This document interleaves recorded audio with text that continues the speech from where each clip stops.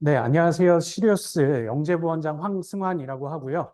오늘은 이제 사실 시리우스 학원에서 7월부터 설명회를 굉장히 많이 했어요. CMS랑 같이 하면서 7월 17일에도 하고, 23일에도 하고, 25일도 하고, CMS랑 연합해서 지난주 화요일에도 하고, 그렇기 때문에 아마 오늘 오신 학부모님들께서도 그런 생각을 많이 하실 겁니다. 이게 설명회 내용이 이제 겹치면 어떡하나, 그런 생각도 하셨을 거고, 뭐, 여러 가지 생각들을 하셨을 텐데 오늘 설명회를 준비하면서는 확실히 그 이야기를 좀 드리고 싶었어요.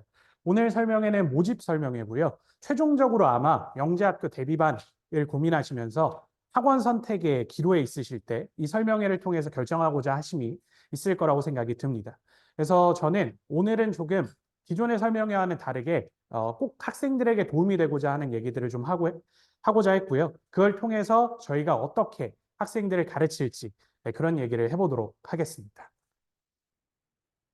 네, 일단 그래서 오늘 설명의 순서는 영재학교에 대한 얘기를 조금 하고요. 그 다음에 시리우스 과학에 대한 얘기를 하고 이따가 8시 좀 넘어서 CMS 김정현 원장님께서 CMS 수학에 대해서도 설명해 주실 겁니다.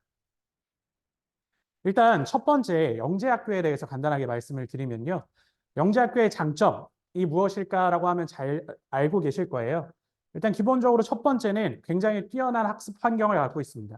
일반고 자사고에서는 사실은 이러한 학습 환경을 갖출 수가 없어요.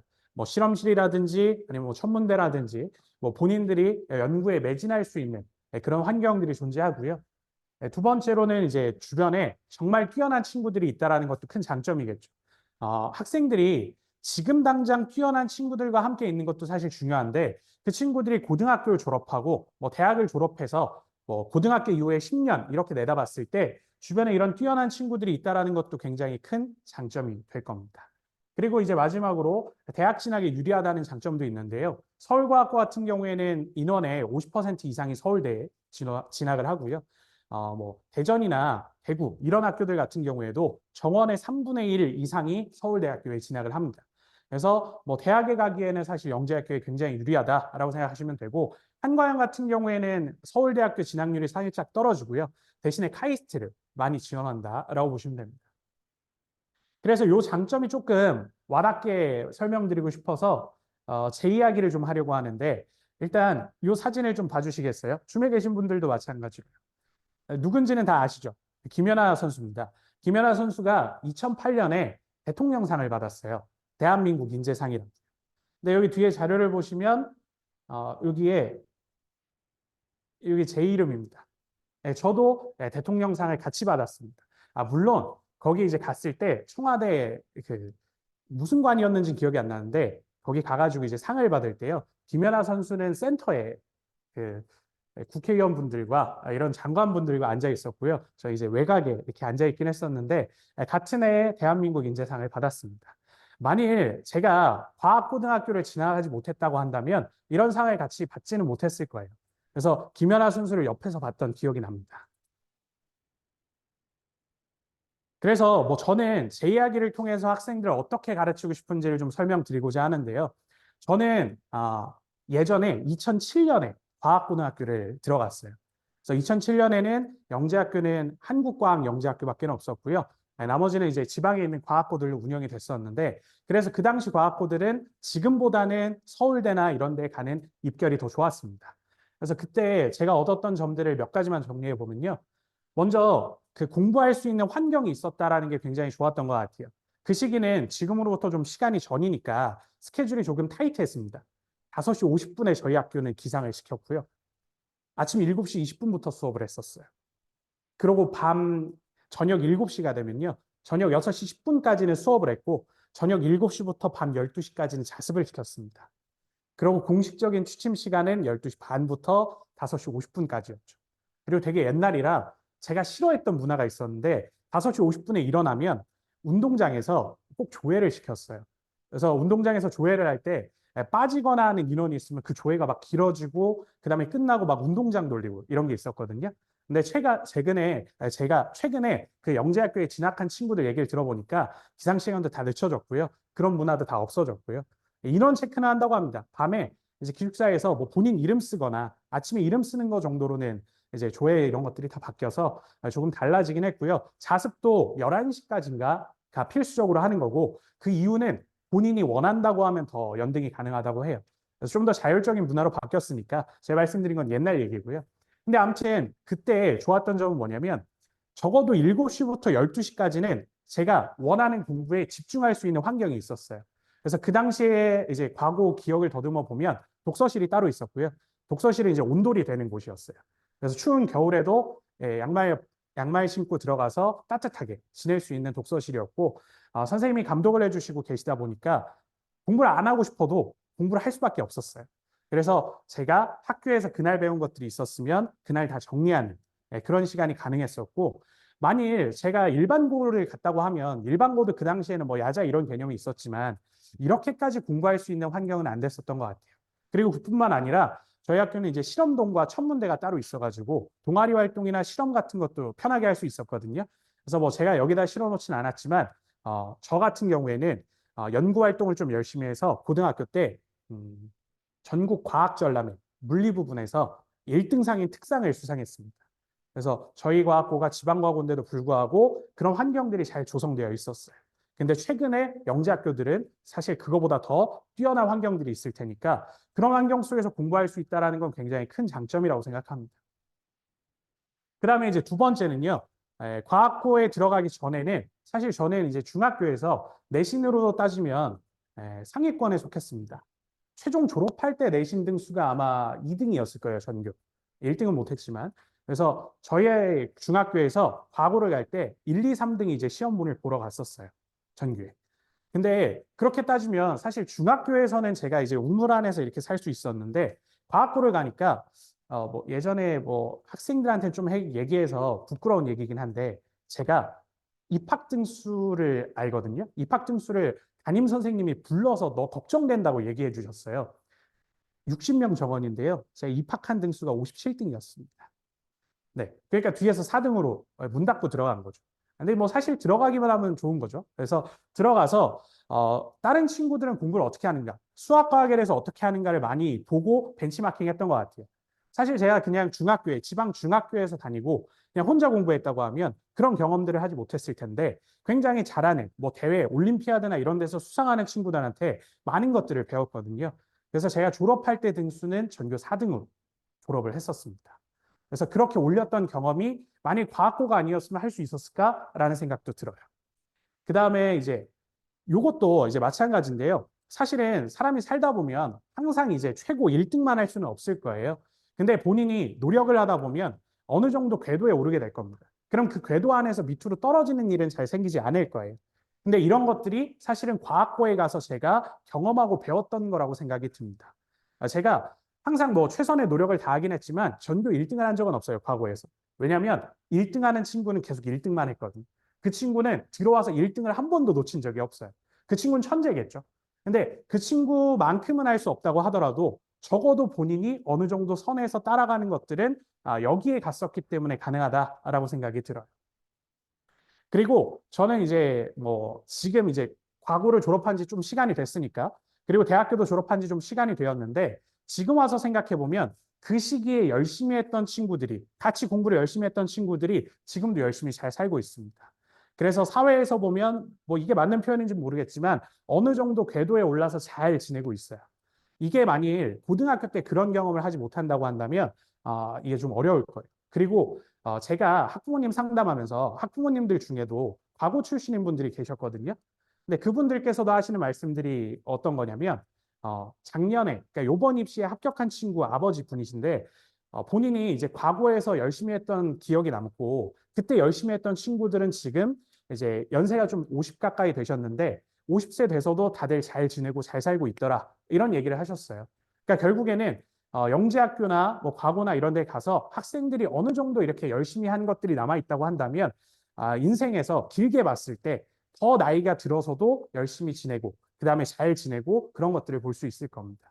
그래서 만일 저는 이렇게 생각합니다. 제가 과학고등학교를 가지 않고 저는 강원도 출신이거든요. 춘천 출신인데 거기에 일반 고등학교를 갔다라고 한다면 과연 서울대를 갈 수 있었을까? 그런 생각도 많이 들어요. 그래서 뭐 여러 가지 이유가 있겠지만 이런 것들을 토대로 학부모님들께서 뭐 영재고를 보내고 싶다라고 하시면 생각해 보시는 것도 좋을 것 같습니다. 그리고 이 경험이 제가 사실은 학생들에게 가르치고 싶어 하는 부분들이기도 해요.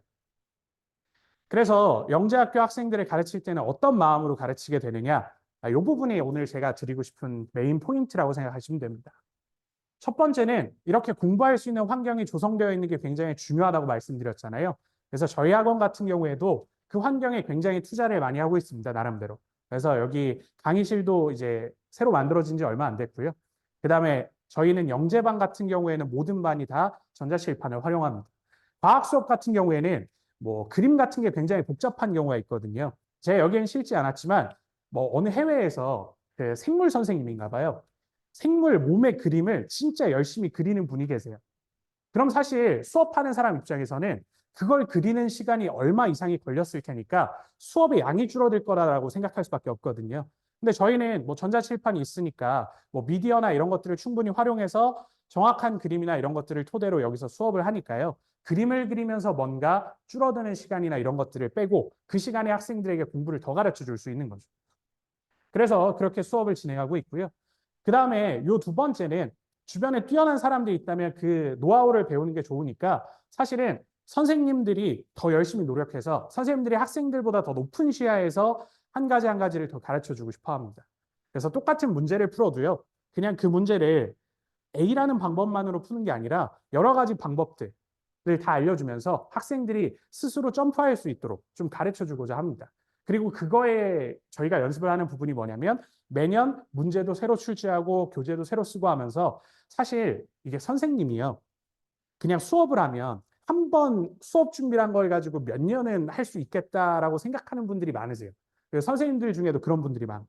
근데 되게 재미난 게 뭐냐면요. 학생들하고 열심히 수업을 하고 수업 준비를 하다 보면 작년에 제가 풀었던 문제인데도 불구하고 작년에 제가 조금 이 부분이 아쉽진 않았을까? 올해는 이걸 이렇게 가르치면 더 학생들이 더 이해하기 쉽겠구나라고 하면서 저 스스로도 레벨업하는 것들이 느껴지게 됩니다. 근데 그런 관점들을 그런 순서들을 학생들에게 가르쳐 주고 싶은 거죠. 그래서 1년 정도 되는 영재고 입시 준비하는 동안 학생들이 그런 점프를 할 수 있도록 하는 게 이제 목표이긴 합니다. 그다음에 이제 세 번째는요. 뭐 제가 학생들에게 최고의 선생님이라고 할 수는 없을 것 같아요. 뭐그 정도까지는 말하기는 어렵겠지만 항상 최선을 다하는 선생님이면 학생들이 이제 그걸 보고 그 마인드를 배울 수 있다고 생각합니다. 사실 입시는 단기간에 끝나는 게 아니라 되게 장기간에 걸친 레이스거든요. 1년 동안 학생들이 어떤 경험을 하냐면요. 처음에는 들어와서 열심히 잘하는 친구들이 존재해요. 그러다가 모의고사 한번 딱 보면 풀이 꺾이는 친구들도 존재합니다. 왜냐하면 본인이 예상한 대로 본인의 성적이 나오지 않는 거죠. 그리고 어떤 친구 같은 경우에는 그래서 더 노력을 했더니 단기간에 또 성적이 오르지 않아요. 그래서 이런저런 문제들을 겪게 됩니다. 근데 그런 문제들을 겪을 때마다 선생님들이 어떤 노하우가 있고 이때 대응책을 알고 있고 한다고 하면 그걸 알려주게 되면 학생들이 더 성장하고 이런 것들이 존재하거든요. 그래서 그런 것들을 할 수 있는 선생님이 되고자 합니다. 그 다음에 이제 최종적으로는 지금 영재학교 대비반을 통해서 학생들이 영재학교에 합격하면 제일 좋죠. 근데 합격하지 못하더라도 사실은 이 시간들이 학생들에게 도움이 되는 과정으로 가르쳐 주고 싶습니다. 그래서 영재반 친구들과 이제 영재학교에 붙든 아니면 영재학교에 탈락한 친구들이든 소통을 하는 경우들이 있거든요. 근데 그런 친구들이 항상 하는 말이 뭐냐면 예로 작년에 한과영에 들어간 친구 한 명 얘기를 드릴게요. 그 친구 같은 경우에는 계속 수업을 같이 했어요. 그래서 한과영에 가서 지금 하는 얘기는 뭐냐면 지금 생활할 때 시리우스 학원에서 배웠던 것들이 너무 도움이 된다. 그래서 본인이 뭐 학교 수업이나 이런 걸 따라가는데 전혀 어려움이 없다라고 얘기를 해요. 그래서 잘 지내고 있는 친구가 한 명 있고요. 또 한 명 친구는 조금 뭐 그 당시에는 안타까웠던 친구인데 지방에서 왔던 친구였어요. 지방에서 토요일마다 매번 왔었던 친구인데 아쉽게도 영재학교에 떨어졌어요. 탈락한 친구죠. 근데 그 친구가 저희 학원에서 배워둔 게 있기 때문에 그 지역에 있는 과고를 들어갔어요. 근데 과고를 들어가고 나니까 역시 여기서 배웠던 걸 가지고 내신을 잘할 수 있었다라고 얘기를 했어요. 그래서 그 친구 같은 경우에는 정말 최근에 학원에 고맙다고 연락 온 게 뭐냐면 서울대에 합격했다고 연락이 왔었습니다.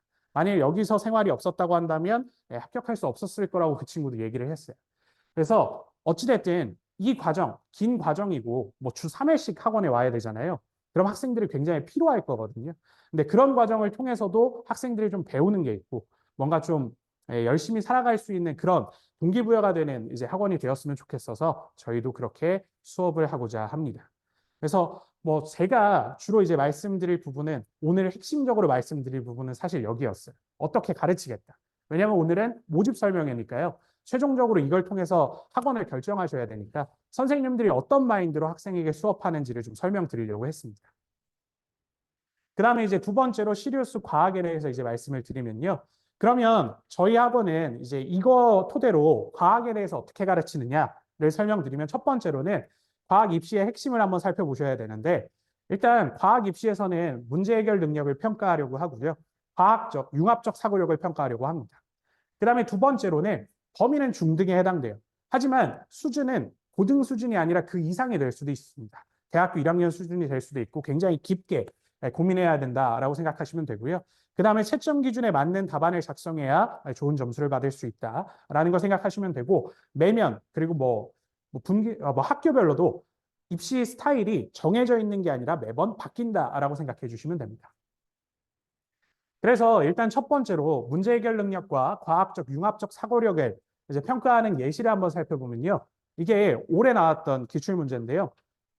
이 문제 같은 경우에는 이제 한 과형에 출제된 문제입니다. 근데 이 문제 같은 경우에는 내용 자체는 중학교에 들어있긴 하지만 최종적으로는 실험을 설계하는 부분까지 되어 있어요.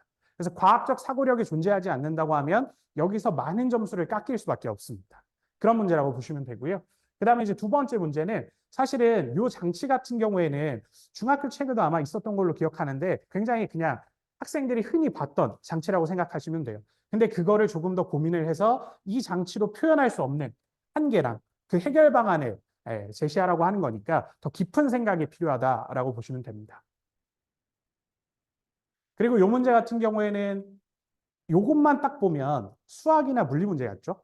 근데 주제는 또 생물이에요. 그래서 요거는 생물과 뭐 수학, 물리의 융합형 문제다라고 보시면 됩니다. 그래서 그런 부분들을 같이 이제 고민을 하는 게 과학적, 융합적 사고력, 그리고 문제 해결력이 필요하다라는 거고요.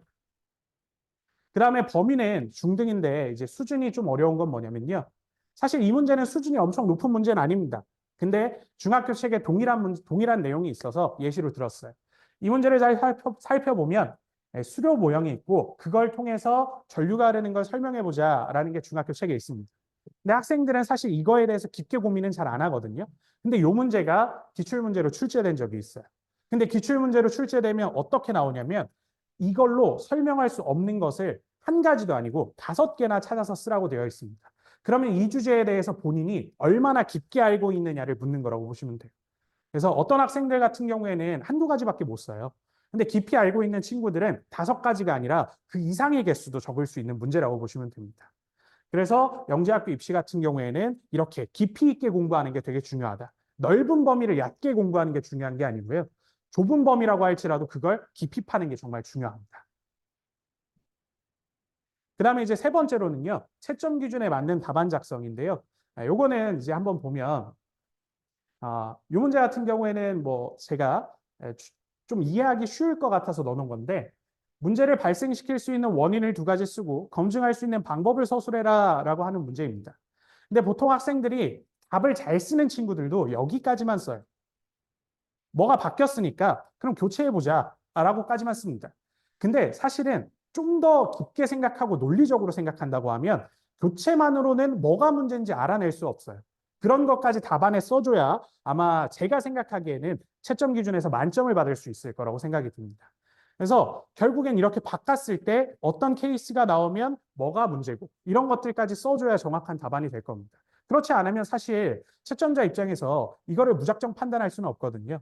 그래서 이게 배점이 8점이니까 예를 들어서 원인과 결과 한 세트당 4점이라고 가정을 하면 저라면 배점을 이렇게 줬을 것 같아요. 그냥 이런 거 하나 딱 쓰면 1점. 그 다음에 여기까지 쓰면 또 1점. 그 다음에 최종적으로 여기까지 쓰면 뭐 2점을 더 줘서 만점. 이런 식으로 아마 학교에서는 공개하진 않지만 구체적인 그런 채점 기준이 존재할 겁니다. 그거에 맞춰서 쓰는 연습들을 평소에 해야 돼요. 그리고 달라지는 문제 스타일도 이제 드릴 말씀인데요. 이 문제 같은 경우에는 과거에 서울에 나왔던 기출문제고 완전히 경시 스타일의 계산 문제라고 생각하시면 됩니다. 네. 옛날에 학생들은 영재고 준비를 한다 그러면 이런 문제들을 많이 풀었어야 돼요. 수학적으로 복잡하고 계산이 복잡하고 공식을 써서 푸는 문제들을 많이 풀었어야 됩니다. 근데 요번 입시에 나온 서울 기출문제 같은 경우에는 되게 문제는 복잡해 보여요. 근데 계산할 게 한 가지도 없습니다. 계산이 필요 없어요. 오히려 학생들이 물리적 사고력이 있다고 한다면, 물리적 개념을 명확히 이해한다고 하면 쉽게 답을 골라낼 수 있는 문제입니다. 근데 이 문제를 틀린 친구들 같은 경우 보면 경시를 많이 하고 이런 문제풀이를 많이 했던 친구들이라고 할지라도 생각이나 설명에서 꼬이게 되면 좀 틀린 경우들이 있었어요. 그리고 이 문제는 지금 이렇게 보면 되게 복잡해 보이긴 하는데 제가 이제 학생들하고 고민해 보다 보니까 결국에는 실생활의 예시가 하나 존재하더라고요. 이게 여기 상자가 있고 안에 여기 물체가 자유롭게 이동할 수 있는 케이스가 하나 있는 거고요. 얘는 같이 고정되어 있는 거예요. 그래서 학생들이 이거는 다 알거든요. 혹시 삶은 계란하고 날계란하고 구분하는 법 들어보셨어요? 책상에서 돌리다가 멈췄을 때 계속 더 돌아가면 내부가 액체로 되어 있는 삶은 달걀이 아닌 날달걀이다라고 생각할 수 있거든요. 근데 그거나 이거나 사실 원리는 똑같아요. 근데 그걸 생각하고 푸는 학생들이 있을 수도 있고, 근데 이런 경시를 많이 한다고 하더라도 그런 부분들을 생각하지 못하는 친구들이 있을 수도 있죠. 그래서 저희는 이런 포인트에 맞춰서 이제 수업을 해야겠다라고 최근에는 생각하고 있습니다. 그리고 또 이 부분이 오늘 설명회에서 학생들에게 이제 도움이 될 거다라고 생각은 들고요. 이 부분을 아마 학생들에게 그냥 하라 그러면 하시기 쉽지 않을 거예요. 그래서 이 부분은 저희 학원에서 책임져 드리겠다. 학생들을 위해서 도와주겠다라고 하는 부분이라고 생각하시면 됩니다. 일단 하나씩 살펴보시죠. 학생들이 이런 얘기도 많이 했을 거예요. 지금까지 공부해 오면서 개념 이해는 되는데 문제가 안 풀린다. 시험 보면 점수가 낮게 나온다. 이런 얘기를 했었을 거예요. 근데 이 질문은 교육하는 사람 입장에서 보면 굉장히 질문 자체가 뭔가 답해주기에 조금 부족한 부분이 있습니다. 너무 포괄적이에요. 그래서 이거를 좀 나눠서 보면 첫 번째는 문제와 관련된 공식이나 개념을 잊어서 문제가 안 풀린다라고 할 수 있을 거예요. 그걸 선생님이 캐치하면 선생님 입장에서는 개념 복습하고 그 예제들을 풀어봐라 라고 솔루션을 줄 수 있겠죠. 그 다음에 이제 두 번째는 이런 친구들도 존재해요. 최근에는 국어적으로 좀 헷갈려 하거나 여러 문제를 안 풀어본 경우에는 문제의 의도를 파악하지 못하는 경우들이 있습니다. 그럼 그런 경우는 선생님이 계속 문제에 대해서 이건 어떤 의도고 이건 이렇게 해석해야 되고 그럼 다른 문제를 풀어보면 너네는 어떻게 해석하겠니? 이런 것들을 지도해 줘야겠죠. 그래서 저희도 이런 부분들을 이제 신경 쓰고 있는 거고요. 그 다음에 또 어떤 케이스도 있냐면 문제를 풀다가 본인이 첫 번째 시작은 잘해요. 하지만 최종적인 부분까지 완성을 못 해내는 경우들이 있습니다. 논리가 부족하다든지 아니면 중간에 본인이 생각하는 과정을 까먹었다든지 그런 걸 거예요. 그러면 그거는 선생님이 옆에서 힌트도 주고 모범 답안이 있을 땐 그걸 통해서 따라하는 연습도 하고 문제풀이를 반복시키다 보면 학생들이 이런 부분들이 해결됩니다. 그 다음에 최종적으로는 본인은 개념은 잘 알고 있어요. 물리학적이나 뭐 이런 개념들은 잘 알고 있는데 그거를 알고 있는 개념 중에 어떤 걸 적용해야 되는지 모르는 경우들이 있습니다. 그런 걸 적용하게 하기 위해서 저희는 모의고사를 매년 출제하고 그 모의고사가 교재에 계속 들어가 있고 이런 거라고 보시면 돼요. 다양한 문제를 접할 수 있도록 선생님이 해줘야 됩니다. 그래서 개념은 이해가 되는데 문제가 풀리지 않는다라고 학생이 질문한다고 하면 그거를 정확한 원인을 찾아내야 돼요. 그리고 정확한 솔루션을 줘야 학생들이 실력이 늡니다. 그리고 이거는 저희가 담임 선생님 제도가 있는데 담임 선생님별로 이제 학생들의 상태를 계속 파악할 거예요. 그래서 뭐 정확하게 뭐 언제다라고 지금 말씀드리기는 어렵지만 학부모님들께 리포팅을 해드릴 겁니다. 그럼 그런 리포팅을 통해서 학생들의 이런 부분들을 저희가 채워주고 학부모님들 어떻게 변화하고 있는지 알게 해드릴 겁니다. 네, 그렇게 생각해 주시면 되고요. 그 다음에 이제 두 번째는 학생들이 이게 겨울방학쯤 되면 많이 하는 고민이라고 보시면 돼요. 겨울방학쯤 되면 본인은 열심히 공부하고 본인의 이제 몸을 갈아넣고 시간을 갈아넣고 그렇게 이제 공부를 한다라고 하는데 성적이 안 오르는 경우가 있을 수 있습니다. 그래서 요거를 이제 좀 확인해 보면요. 어떤 친구 같은 경우에는요. 일주일에 자습 시간이나 뭐 이런 것들이 있을 때 한 문제만 가지고 일주일을 허비하는 경우도 존재합니다. 본인 스스로 그 문제를 해결할 레벨이 아닌데도 불구하고 그 문제에만 너무 목매다 보니까 다른 문제들을 못 푸는 경우가 발생해요. 그래서 한 시간에 어떤 분량을 공부하는지 확인하지 않았다고 한다면 선생님 입장에서는 그 공부량을 세팅해 줄 수 있죠. 너는 지금 이걸 할 때가 아니라 이걸 하는 게 맞다. 이런 식으로 세팅해 줄 수 있고요. 그 다음에 대부분의 학생들은 본인들이 틀렸던 문제, 숙제나 이런 부분에서 틀렸던 문제들을 복습하진 않을 겁니다.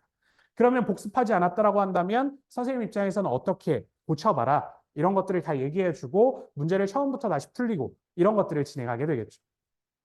그 다음에 또 중요한 건 뭐냐면 영재학교 입시는 이유를 서술해라 라고 하는 부분들이 등장합니다. 근데 그러면 학생들이 설명하는 연습을 꼭 해야 되거든요. 그걸 안 했다고 한다면 이제 문제가 생겨요. 그래서 그 부분은 이제 본인이 안다고 생각하는 거랑 표현하는 게 차이가 있으니까 저희가 그 지도를 해줄 겁니다. 예를 하나 들어드릴게요. 작년에 한과영에 합격한 친구고요. 그 친구 같은 경우에는 물리대회 최우수상을 수상한 친구입니다. 예, 그런 친구 같은 경우에도 본인이 처음에는 영재반에 들어와서 서술형 문제를 답을 못 쓰겠다라고 얘기를 했었어요. 근데 저희가 어떻게 하면 된다, 어떤 키워드를 써야 된다, 생각은 이렇게 풀어나가야 된다, 그리고 말하는 연습을 해야 된다라고 강조를 하다 보니까 그 친구가 이제 겨울방학 이후부터 바뀌었거든요. 그래서 최종적으로는 영재학교에 합격할 수 있었습니다. 그래서 이런 부분들도 저희가 학생들을 체크해서 변화시킨다라고 보시면 되고요. 그 다음에 이런 친구들도 많이 있죠. 저는 시험을 잘 본 것 같아요. 시험 보고 나면 쉬웠어요 라고 말을 할 텐데 그런 것과 다르게 시험 결과는 굉장히 안 나오는 친구들이 존재할 수 있습니다. 그러면 이제 그런 친구들 같은 경우에 어떤 게 문제냐면요. 채점 기준을 정확하게 확인하지 않아서 그런 경우가 있어요. 저희 학원 같은 경우에 모의고사를 보게 되면 채점 기준을 명확하게 제공합니다. 그리고 데일리 테스트를 본다고 하더라도 어떤 문제들은 채점 기준을 제공할 때가 있어요. 그러면 제가 학생들에게 어떤 걸 시켰냐면요. 잘하는 친구예요. 잘하는 친구인데 항상 데일리 테스트를 보면 점수가 좀 깎여요. 그래서 그 친구는 본인이 어떻게 해야 될지 모르겠다라는 거예요. 첫 번째로 시킨 건 뭐냐면 선생님 채점 기준 이렇게 있으니까 너 스스로 채점 기준으로 너가 채점을 한번 해봐라. 옆에서 채점을 해요. 그럼 본인이 어디가 깎인지 그제서야 이해를 하는 거죠. 그럼 그 다음에 뭐라고 하냐면 채점 기준을 봤으니까 너 스스로 답안을 한번 다시 작성해봐라. 그래서 답안을 작성하고 본인이 과거에 썼던 거랑 비교를 해봅니다. 그럼 이제 그 과정을 9월부터 뭐 12월까지 반복한다라고 하면 이 친구가 서술에 대해서는 문제점이 안 생기게 되는 거죠. 그래서 그렇게 진행을 하고요. 예, 이런 채점 기준을 확인했으면 방금 전에 말씀드린 것처럼 틀린 설명 같은 것들을 수정해 보아야 합니다. 그래서 전체 설명을 다 쓰는 것도 사실 처음에는 시킬 때도 있고요. 학생들의 수준에 따라서. 어떤 경우는 채점 기준이 있으니까 채점 다시 해봐라. 그 다음에 어떤 경우는 본인이 쓴 것 중에 답안 중에 핵심인 건 밑줄 쳐보고 또 틀렸던 오류가 있는 것도 밑줄 쳐봐라. 그리고 나중에 고쳐봐라. 이렇게 진행을 합니다. 과학에서. 그렇게 진행을 하게 되면 학생들이 이런 시험 결과와 예상이 크게 차이가 나지 않게 되는 거죠. 그 다음에 이제 마지막으로는 많이 들으실 텐데 앞으로 공부할 시간이 많이 부족하다라고 할 겁니다. 공부할 시간이 부족한 이유 중에 하나는 뭐냐면 시간 분배를 못해서 그럴 거예요. 근데 시간 분배를 잘하기 위해서는 영재고 입시의 특징을 좀 아셔야 됩니다. 첫 번째로는 학생들이 자신이 잘하는 것과 자신이 부족한 걸 구분할 수 있어야 돼요. 그래서 옛날 입시 같은 경우에는 잘하는 것만 파라라고 하는 것도 가능했어요. 근데 최근 입시 경향들을 보면 합격하는 친구들이 잘하는 것만 파는 게 아니라 나머지 부분들, 약한 부분들도 약점 없이 평균 이상이 되어야 합격을 하거든요. 그래서 선생님들 입장에서는 이 친구가 잘하는 게 뭐, 이 친구가 부족한 게 뭐라고 얘기할 수 있습니다. 그러면 일주일에 공부하는 시간이 얼마만큼 있을 때 너가 잘하는 건 얼마만큼만 공부하고 너가 부족한 것들은 어느 시간에 공부해라 라고 하는 게 가능합니다. 그래서 그런 식으로 저희가 강점은 좀 더 극대화할 수 있게 약점을 평균 이상으로 올릴 수 있게 좀 가르쳐 주려고 하고요. 그 다음에 일주일에 본인이 아까 말씀드렸던 것처럼 한 문제를 가지고 일주일 동안 고민하는 친구들이 있어요. 근데 그 한 문제가 예를 들어서 뭐 과거에 지금 스타일이 아닌 과거의 기출문제일 수 있습니다. 그런 경우라고 한다면 그 친구는 입시와 완전히 다른 방향으로서 공부를 하고 있는 걸 거예요. 근데 그 친구들은 보통 무슨 생각할 거냐면 엄마, 나는 공부 열심히 했어. 선생님한테도 저는 공부 열심히 했는데 성적이 안 올라요. 라고 할 수 있을 겁니다. 그 친구는 본인이 어떤 공부를 구체적으로 뭘 했는지 파악하고 있지 못하는 거죠. 그런 친구들도 굉장히 영재고 준비하면서 많기 때문에 저희가 이제 찾아보고 코멘트를 해줄 겁니다. 그 다음에 이것도 중요한 포인트인데요. 이거는 최종적으로 제가 입시 직전에 학생들에게 주문하는 것들이긴 한데 입시 직전에는 사실 복습할 시간도 부족하고 많이 시간이 실제로 물리적으로 부족한 게 맞아요. 그런 경우에는 어떻게 공부하는 게 필요하냐면 학교에서 학생들이 점심 먹고 남는 시간도 존재할 거고 쉬는 시간이나 학교를 왔다 갔다 하거나 아니면 학원을 왔다 갔다 하는 시간들도 존재할 겁니다. 그런 시간에 한 문제만 딱 정해놓는 거예요. 그 한 문제를 깊이 고민하는 연습을 해보는 게 사실은 이 시기에는 굉장히 도움이 됩니다. 내가 이걸 써야 답이 될까? 아니면 이걸 더 써야 될까? 아니면 이거는 빼는 게 좋을까? 이건 잘못된 걸까? 이런 고민들을 충분히 해야 되는데 그 고민을 꼭 책상 앞에서 앉아서만 할 필요는 없는 거죠. 그래서 어떻게도 진행한 친구가 있었냐면 한 친구 같은 경우에는 아예 문제를 정해서 주고 너가 그런 짜투리 시간 동안 이 문제에 대해서 해결을 고민해봐라 라고 해서 준 적도 있습니다. 그래서 그런 식으로 짜투리 시간 같은 경우는 또 활용할 수 있게 지도를 할 거다라고 생각하시면 되고 만일 학부모님들께서도 그냥 학생들에게 이런 부분들을 자세히 얘기해 주시면 아마 영재고 입시를 준비하는 데는 큰 도움이 될 거다라고 생각이 듭니다. 그래서 시리우스 학원 같은 경우에는 어떤 솔루션으로 수업을 하느냐라는 걸 말씀드리면 일단 다양한 관점에서 수업을 하려고 하고요. 그 다음에 입시에 맞게 항상 변화하려고 하고 데일리 테스트와 모의고사를 진행합니다. 이 부분에 대해서 이제 하나씩 살펴드리면요.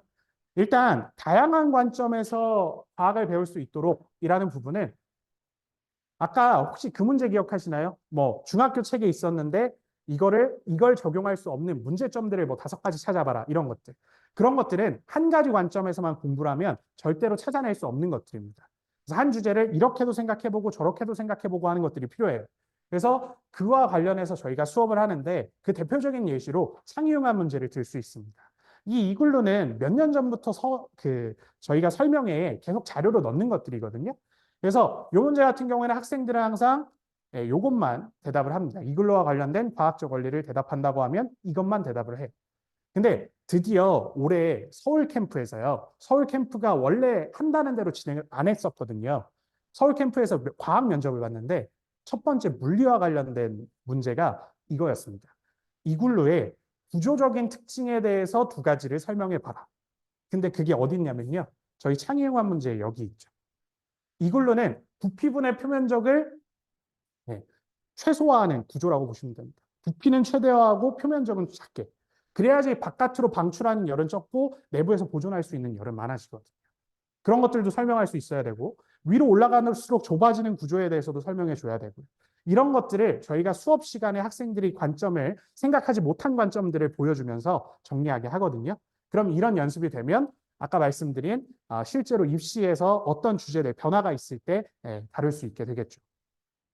그리고 또 다른 거 하나는 이제 생소한 물리 수업이라는 교재입니다. 이 교재는 이제 실제로 그 영재학교에서 근무하셨던 분들이 쓰신 교재고요. 이 문제는 창의적으로 생각하고 해결하는 문제라고 되어 있는데 책의 일부분을 제가 따온 겁니다. 생물 문제처럼 보이는데 생물과 물리가 융합되어 있어요. 그리고 여기 계산하는 부분들은 물리라고 보시면 됩니다. 그러니까 전형적으로 학생들이 생각하는 물리대의 문제만 고민할 게 아니라 생물도 물리학적으로 풀어보고 그런 연습들이 필요하거든요. 그래서 그런 다양한 관점들을 공부할 수 있게 저희가 수업을 세팅해 두었다라고 생각하시면 됩니다. 그 다음에 이제 또 입시에 맞게 변화하는 교육 프로그램이라는 부분은 뭐냐면요. 사실은 매년 기출이 변화한다 그랬으니까 기출 분석은 당연히 해야 되고요. 그거에 맞춰서 매년 교재가 개편돼야 됩니다. 그리고 새로운 수업 컨텐츠들을 계속 만들어내야 교재 개편이 의미가 있겠죠. 그래서 이게 올해 처음 저희가 만들었던, 제가 수업했던 거예요. 겨울방학 때 제가 처음 수업했던 내용인데, 요거는 이제 중학교 책에 보면 창의적으로 생각 열기라는 게 있는 교재가 있습니다. 미래엔 교과서인가 그럴 거예요. 근데 거기에 보면 컬링에 대해서 나오고요. 교학서 것도 컬링에 대한 주제는 있었던 것 같아요. 근데 여기 보면은 막 솔질을 하면 방향이 바뀌는데 이유가 뭐냐라고 그냥 물어봅니다. 근데 학생들은 그냥 답을 한다 치면 한 줄밖에 안 해요. 솔질을 하면 뭐 마찰력이 달라진다. 그리고 중학교 선생님들도 그 정도 선에서만 얘기를 해줍니다. 그래서 제가 이거를 좀 깊게 설명해 보고 싶어서 자료를 열심히 찾아봤어요. 사실 분량상 뒤에는 더 안 실은 거고요. 이 솔질을 하는 과정이 어떤 건지와 관련된 설명된 자료들을 토대로 쭉 읽어보게 하고 같이 정리를 여기서 해본 거죠. 그래서 이 한 주제라고 할지라도 사실은 분석하는 방법들은 굉장히 다양합니다. 그리고 깊이 있게 판다고 하면 진짜 어려운 부분들이 많아요. 그래서 그런 것들을 이제 수업으로 진행을 했었고요. 네, 이런 식으로 약간 매년 컨텐츠들은 새로 만들고 있다. 그 컨텐츠 중에 하나입니다.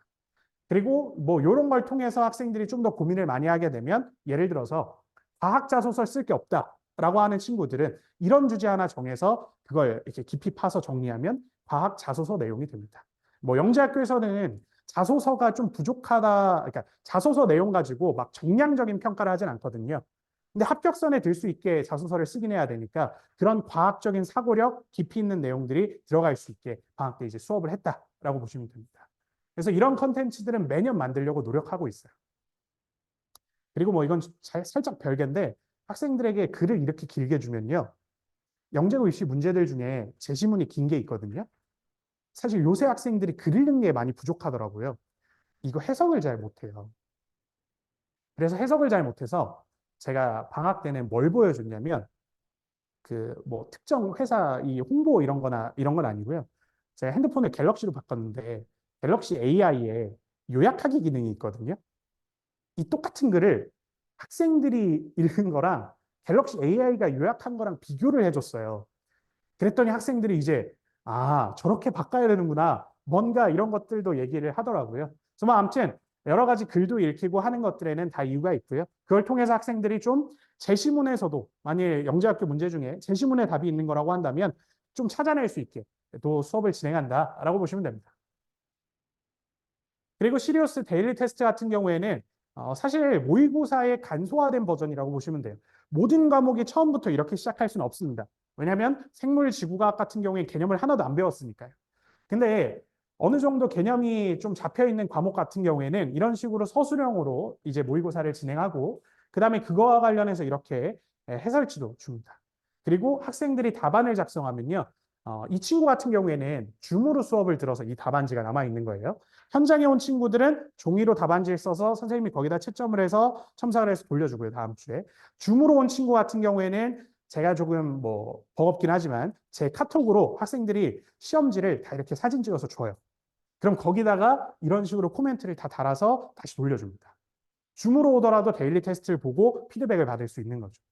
네. 그러니까 현장에 있는 친구들은 선생님의 손글씨가 있을 테니까 더 첨삭이 잘 될 겁니다. 그런 식으로 데일리 테스트는 진행이 되고 이런 걸 통해서 매주 본인들이 뭐가 부족한지 수정할 게 뭔지 연습이 되는 거죠. 그렇게 진행한다고 보시면 되고요.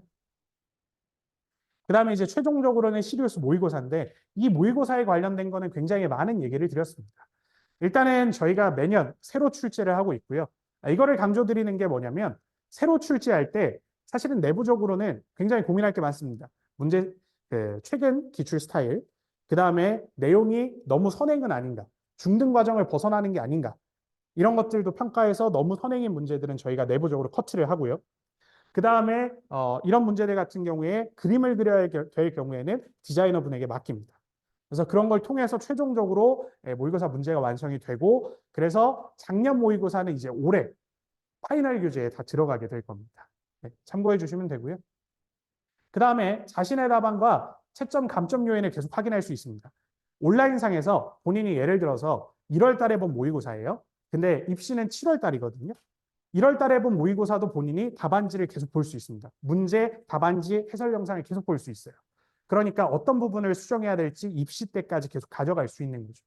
그리고 채점 기준표도 적용하기 때문에 학생들이 어떤 부분 틀렸는지 역시 이렇게 체크할 수도 있고요. 그 다음에 해설 영상과 채점 기준표 방금 전에 말씀드린 거고요. 자신의 정확한 위치를 파악할 수 있습니다. 여기서 어떤 퍼센티지에 들고 물리는 어느 퍼센티지, 화학은 얼마, 뭐 수학은 얼마 이런 것들 다 확인할 수 있고요. 그리고 이제 올해 같은 경우에는 CMS랑 프라이빗 노트랑 저희랑 모의고사를 같이 진행합니다. 그래서 과학은 저희가 출제할 거고 수학은 CMS에서 출제할 거예요. 그렇게 돼서 이제 온라인상에 올리게 되면 전국에 이제 저희 인원들을 합산했을 때 이 인원에서 변동이 있을 수 있겠지만 뭐 1000명 정도까지 응시할 수 있지 않을까라고 조심스럽게 예측합니다. 그럼 1000명이라고 하면 영재고 입시를 준비하는 대다수의 학생들이 해당한다고 보시면 돼요. 그래서 대치동 내에서 이렇게 전국 단위에서 영재고 지원하는 전국 단위의 친구들이 볼 수 있는 모의고사를 운영하는 곳은 저희하고 CMS가 연합했기 때문에 가능한 거지 없다라고 보시면 될 것 같습니다. 그래서 이제 보시면 뭐 문제지는 아까 디자인 한다 그랬으니까 디자이너분이 그린 거 계속 여기 써둔 거고요. 그 다음에 이런 식으로 여기에 보면은 어디에서 점수, 어디에서 점수, 어떤 부분이 부족하다 이런 내용들이 다 첨삭이 되게 됩니다. 그래서 요거를 학생들이 그대로 계속 볼 수 있는 거죠. 입시 때까지. 그 다음에 채점 기준표도 이렇게 작용하고요. 그래서 뭐가 있어야 몇 점, 뭐가 있어야 몇 점 이런 것들이 다 됩니다. 그래서 본인 스스로 이거에 맞춰서 채점하면 사실 이것만 딱 주면 나중에 가면 최종적으로 입시 직전 정도가 되면 연습이 좀 됐을 테니까 아, 내가 이게 없어서 점수를 못 받았구나. 그럼 내가 영재고 입시에서도 이런 게 필요하겠구나라는 생각을 하게 됩니다. 그리고 요거는 과거에 이제 제가 찍었던 해설 영상이고요. 해설 영상은 계속 제공됩니다. 해설지로 제공하지 않는 이유는 아무래도 온라인상이다 보니까 시험지는 계속 가져갈 수 있어요. 근데 해설지까지 가져가면 좀 그러니까 영상으로 답은 올려줍니다. 근데 대신에 채점 기준표가 있어서 구체적으로 본인이 채점할 수 있습니다. 아까 영재고 입시 문제는 채점 기준이 중요하다고 말씀드렸잖아요. 그래서 어떤 친구들 같은 경우에는 이래요. 본인이 답을 다 썼대요. 근데 탈락한 친구들도 존재할 수 있습니다. 실제로 예전에 몇 년 전에 탈락한 친구 같은 경우에는 본인이 모든 문제를 다 건드렸대요. 그리고 본인이 왜 떨어졌는지 모르겠다고 했어요. 그래서 직접 그 과학고등학교, 그 영재학교, 이름은 과학고등학교로 되어 있는데 거기다 전화를 해서 찾아가서 물어보면 혹시 알려줄 수 있느냐까지 했다고 합니다. 그랬더니 거기서 이제 오라 그랬어요. 오니까 본인 시험지나 채점 기준이랑 이런 거 딱 보여주면서 이런 키워드가 없어서 점수가 깎였고 탈락이 되었다라고 설명을 다 해줬다고 합니다. 그러니까 결국에는 시험을 볼 때 채점 기준에 따라서 본인들이 체크하는 연습들이 굉장히 중요한 거죠. 저희는 그 포인트에 맞춰서 수업을 진행한다라고 보시면 됩니다. 그리고 이거는 이제 최종적으로 학생들에게 보여지는 화면인데요. 전체 등수 나오고요. 과목별 등수 나오고 그다음에 점수, 뭐 평균 점수, 상위 15% 점수 다 나오고 과목별 점수도 이렇게 다 등장하게 됩니다. 그다음에 여기 보면 채점 기준표 다운로드하는 부분이 존재하고요. 그다음에 여기에 그 문제에 대한 선생님들의 총평도 들어갑니다. 코멘트. 이 문제는 어디서 나온 거고 왜 그런 거고 이런 것들도 다 나오니까 학생들 입장에서는 여기 화면만 잘 공부해도 영재고 입시에 큰 도움이 되는 거죠. 자, 그 다음에 이제 모의고사 응시생수를 보면 여기까지는 시리우스와 프라이빗 노트가 같이 했을 때 응시생수라고 보시면 됩니다. 첫 해에는 최고 숫자가 여기 200명이었어요. 그 다음에 이제 두 번째에는 최고 숫자가 283명이 되었습니다. 올해 같은 경우에는 최고 응시생수가 309명이었어요. 그리고 CMS랑 합쳐지면 이제 한 1000명 정도 생각을 합니다. 그래서 모의고사에 대한 것도 계속 인원이 증가하는 추이기 때문에 나름대로 이제 대충에 있는 친구들도 사실 저희 학원을 다니지 않는데도 이 모의고사를 보고 합격한 친구들이 있어요. 그래서 그런 친구들도 존재한다라고 보시면 되고요. 네. 최종적으로는 여기에서 드릴 말씀인데 시리우스 학원의 자산이라고 되어 있습니다. 이 표현이 맞는지 모르겠는데요. 일단 첫 번째는 입시와 시리우스 관련된 거는 예전 설명회에서도 보여드렸기 때문에 그냥 간단하게만 설명드릴게요. 물검이라는 주제가 이번 입시에 나왔었는데 서울에 저희가 모의고사, 올해 딱 입시, 올해 모의고사에서 문항 번호까지 적중했던 문제라고 보시면 되고요. 물검이. 그 다음에 이제 두 번째 문제는 통합형에 나왔던 문제인데 요것도 이제 보시면 뭐 회로를 그리고 뭐 이런 것들인데 역시 여기에 출제됐었습니다. 모의고사, 올해 모의고사. 그리고 요거는 아까 나왔던 맨 처음에 한과형 기출이라고 설명드렸던 실험 설계하는 문제와도 관련이 있고요. 그것도 제가 겨울방학 때 왠지 올해 나올 것 같아서 그런 필수 강의라는 시간이 존재하거든요. 그때 자료로 만들어서 다 분석하는 걸 연습을 시켰어요. 그래서 진짜로 학생들이 시험 끝나고 나서 그게 도움이 많이 됐다고 연락이 왔습니다. 그 다음에 요거는 이제 요번 캠프에 나온 건데요. 제가 뭐 필기할 뭐 타이핑하고 뭐 그런기보다는 학생이 보낸 걸 그대로 보여주는 게 나을 것 같아서 진짜 학생이 보낸 것 같지 않나요? 시험이 끝났어요. 히히. 기분 좋아 보이죠? 근데 여기 보면은 여기에 과학 시험도 봤지만 다리 만들기 해서 책 올리기도 진행을 했었습니다. 요거는 이제 대구과학고고요. 그래서 저희가 이제 요거를 모의 캠프 때 진행을 했었고 사실 몇 년 전부터 하긴 했었습니다. 몇 년 전부터 해서 학생들이 이런 구조문들을 만들어서 책을 올리는 거를 했는데 사실 요게 요번 3차 캠프에 나왔었고요. 그 다음에 뭐 또 요 친구 같은 경우에는 이제 서울인 거죠. 그래서 일단 요거 전지 내부 저항 예상하는 거 관련해서 제가 방학 때 이제 내부 저항을 실험을 통해서 알아보는 거 수업했었거든요. 그래서 그게 등장했었고요. 그다음에 이제 생물도 사실은 BTB 용액이나 뭐 이런 것들은 다 나왔었고 아마존 밀림도 다 나왔던 것들인데 그냥 보시면 일단 이글루 같은 거 아까 보여드렸으니까 요게 이제 학생이 보내준 거고요. 여기에 아까 나왔던 부분이라고 보시면 됩니다. 그래서 결국엔 저희가 수업한 것들이 2차뿐만 아니라 3차에도 다 나오게 되고 인천 같은 경우에는 사실 그걸 올렸어요. Q&A에 2차 시험 성적도 중요하긴 한데 3차도 굉장히 중요하다. 3차에서 변별되는 경우도 많다라고 하는데 저희가 이번 3차까지 이렇게 어느 정도 맞춘 것들이 있다. 그리고 여기에는 실진 못했는데요. 대전 같은 경우에도 과학 실험이 나왔는데 자기장 실험이 나왔습니다. 저희가 이제 기출 문제들을 쭉 분석하다가 왠지 물리에서 자기장이 없을 것 같아서 물리는 자기장 실험을 했었거든요.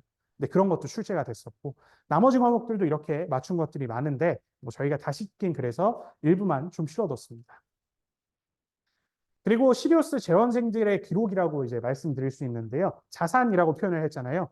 저희가 프라이빗 노트와 이런 모의고사를 운영한 지 3년이 되었습니다.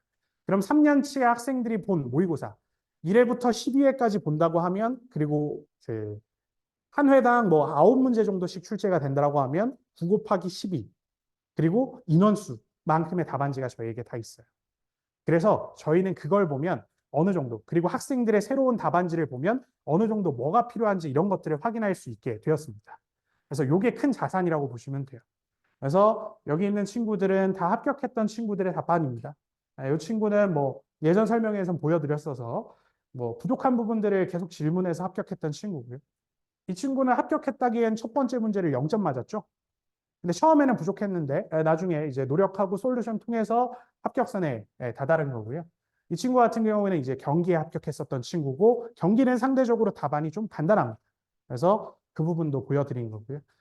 합격을 했든 합격을 하지 않았든 그리고 저희 재원생이든 재원생이 아니든 모의고사 본 모든 학생들의 데이터를 아직도 갖고 있어요. 그래서 저희가 뭐 같은 문제를 쓰는 건 아니지만 학생들을 계속 비교하고 어떤 부분이 부족하고 솔루션하고 이런 것들에 대한 능력은 여기서 갖고 있다라고 보시면 됩니다. 그래서 뭐 오늘 설명회에서는 이제 말씀드린 게 뭐냐면 첫 번째는 일단은 그 영재고 수업을 하면서 어떤 마인드로 수업을 하겠다. 모집 설명회니까요. 그런 걸 말씀을 드린 거고 두 번째는 이제 영재고 입시의 특징을 말씀드리고 또 저희가 학생들이 영재고 준비를 할 때 부족한 부분들이 있을 거잖아요. 질문들이 있을 거잖아요. 그거는 학부모님들이 가져가시면 그대로 가져가시면 도움이 될 테니까 도움될 수 있는 부분을 설명드린 거고요. 그 다음에 마지막으로는 저희가 어떻게 진행할 건지 설명을 드린 겁니다. 이걸 통해서 많은 학생들이 시리우스 학원에 들어왔으면 좋겠어요. 그래서 다 영재로 키워내고 싶거든요. 제가 가끔씩 영재반 수업하면서 맨 처음에 얘기니까 설명을 드리면 그 대한민국 인재상 얘기를 해줘요. 그럼 학생들이 그런 질문 하거든요. 선생님, 그 대통령상도 받고 대한민국 인재상도 받았으면 왜 학원에서 수업을 하고 계세요? 이렇게 물어봐요. 그럼 이제 뭐라고 대답해 주는지 아시나요? 약간 웃으라고 하는 얘기이기도 한데 선생님이 나라에서 인정받은 인재니까 여기 학원에서 많은 인재를 키워내면 좋은 거 아니냐라고 얘기를 합니다. 근데 그게 그냥 단순 농담은 아니라 진심이기도 해요. 사실은 학교에서 보는 것보다 학원에서 보는 게 더 많은 애들을 볼 수 있거든요. 그리고 저는 지금 제가 가르치는 아이들, 매년 새로 들어오는 아이들이 결국엔 나중에 인재가 되길 바래요. 저보다 더 뛰어난 인재들이 되길 바라기 때문에 그게 저희의 진심이다라고 생각해 주시면 되고요. 마지막으로 이제 시간표를 말씀드리면 시간표 같은 경우에 아마 보시기가 불편하실 것 같아서 일단 구조화해서 설명드리고 시간표 홈페이지에 있는 걸로 설명드릴게요. 종합반으로 운영되는 게 월수금반, 화목일반이 있습니다. 그리고 토요일반도 존재해요. 근데 월수금반 같은 경우에는 반이 폴라리스랑 베가로 나눠지게 되고 그다음에 화목일 같은 경우도 폴라리스, 베가로 나눠지게 됩니다. 지금은 수준이 2개로 나눠지는 거고요. 나중에 겨울방학 이후가 되면 3반으로 분반이 됩니다. 그 다음에 토요일 같은 경우에는 단과반이라고 표현한 게 이 모든 걸 들으면 종합반이 되는 거고요. 이 중에 본인이 부족한 걸 지금은 선택해서 들을 수 있어요. 그래서 뭐 예를 들어서 생지만 듣고 싶다 하면 생지만 들어도 되고요. 물리만 듣고 싶다고 하면 그래도 됩니다. 근데 기본적으로는 종합반에서 수업하는 게 사실은 좀 더 맞긴 하죠. 그 다음에 일요일 같은 경우에는 폴라리스 물리 같은 경우에는 단과로 수강할 수 있게 해놨습니다. 종합반 수업 같은 경우에는 사실은 단과 수업은 듣기가 힘들어요. 왜냐하면 뭐 저희 입장에서 물화생지를 다 들어야 이 학생들에게 부족한 점들을 명확히 알려줄 수 있으니까. 근데 예를 들어서 KMO 2차 하거나 이런 친구들 같은 경우에 시간이 안 돼서 못 들어오는 경우가 있거든요. 그런 경우 같은 경우에는 폴라리스 물리 하나를 듣다가 그리고 뭐 좀 더 한다고 하면 요 배가 생지를 듣다가 이제 나중에 종합반에 합류하고 이런 경우도 있어서 요거만은 단과를 열어주고 있습니다. 그다음에 이제 최종적으로 프리베가반이라고 하는 거는 지난주에 이미 진행을 했고 이번 주 토요일이 되면 끝납니다. 이거는 조금 중학교 과정에서 심화된 내용들을 통해서 영재고 입시에 필요한 것들을 좀 정리하는 반이라고 보시면 됩니다. 그래서 월수금 종합반 같은 경우에 들어가는 선생님 뭐 이렇게 되어 있고요. 여기에 제가 과목별 요일은 안 써놨어요, 일부러. 그것까지 다 쓰면 너무 시간표 보기가 어려워서 그런 거니까 이거는 나중에 학생들에게 차곡차곡 안내해 드릴 겁니다. 그래서 학생들이 뭐 교재나 이런 거 헷갈리지 않게 할 테니까 이거는 걱정 안 하셔도 되고 선생님하고 과목만 보시면 되고요. 그 다음에 화목일 종합반은 이렇게 들어가고요. 그 다음에 토요일은 종합도 되고 단과도 됩니다. 그래서 보시면 되고 그 다음에 일요일 폴라리스 같은 경우에는 단과도 가능합니다. 그리고 프리베가반은 지금 진행되고 있어서 2회 수업인데 한 번 진행을 했어요. 그리고 이게 여기 있는 사진이 이제 저희 영재고 대비반 선생님들이고 수업에 들어갈 선생님들입니다. 한번 봐주시면 선생님들이 담임 선생님이 될 거거든요. 네, 그래서 요 분들 중에 담임 선생님이 될 거니까 참고해 주시면 되고요. 네, 저희 홈페이지에 있는 걸 가져왔습니다. 그리고 학부모님들께서 선생님들 이력이나 뭐 이런 것들이 궁금하다 하시면 홈페이지 가서 여기다 마우스 올리시면 어디 출신이고 이런 거 다 나오니까요. 그거는 확인하시면 됩니다. 그리고 최종적으로 여기 보시면 상담 신청이랑 입학 테스트 신청은 제가 느끼기에는 요새는 핸드폰으로 하는 게 편할 수도 있을 것 같아서 여기다 QR을 실어놨습니다. 그래서 QR 코드를 이렇게 찍으시면 상담 신청서가 여기는 뜨고요. 여기는 입반 테스트 신청이 뜹니다. 그래서 이거 참고해 주시면 되고 이제 정리가 되면 이제 CMS 수학 김정현 원장님께서 설명해 주실 겁니다. 감사합니다.